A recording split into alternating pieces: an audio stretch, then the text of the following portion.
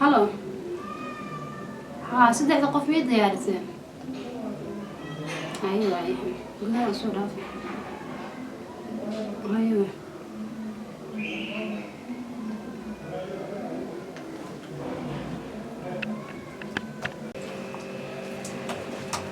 السلام عليكم. وعليكم السلام. السلام عليكم برو. وعليكم السلام. سيدة برو. السلام عليكم. وعليكم السلام. وكم حلو عترة.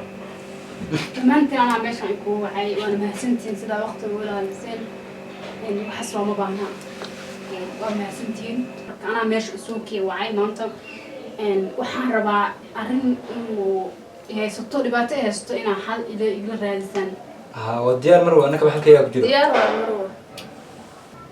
مروة waa maxay dhibaatada? dhibaatada ay haystaa inii sheegayo anaa hadda inii sheegayo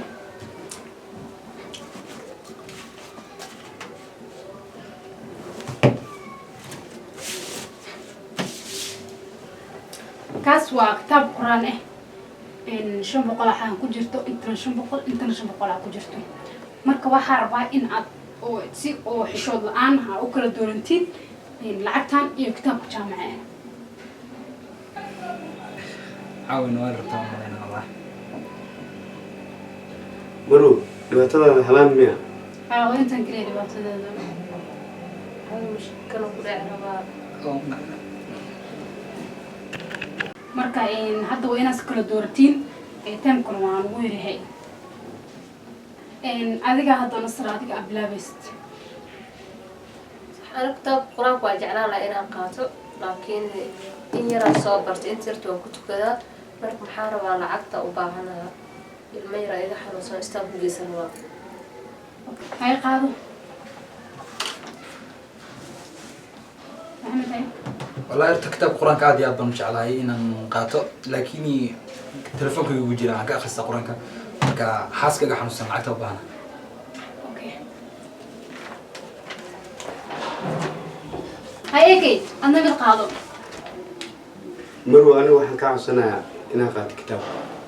waa qaadan kartaa laakiin micnaha ku qaadanaysid ma sheegi kartaa مروة anoo yar hooyadii waxay dhahday kalaam quraanka ka mid ah hal xarf wuxuu ka fadli badan yahay diiraan lacagay. واو waa ka baxsatay qaadan لعكت ولا أنت خدمته؟ حتى ولا والعقد محقوق قادن وكتاب قادنا سان والظروف بها بيت. مروة maxaa ku jira maxaa? waxa ku jira waa kaar waxa ku jira $100,000 oo lacag ku jirto marka nasiibkaaga ku heshay iyo fadliga quraanka aad qaadatay markaan meeshaan waxa aad ka arkaysaa in wax walba uu quraanka ka fadli badan yahay مروة aad iyo aad u mahadsantahay. You're welcome.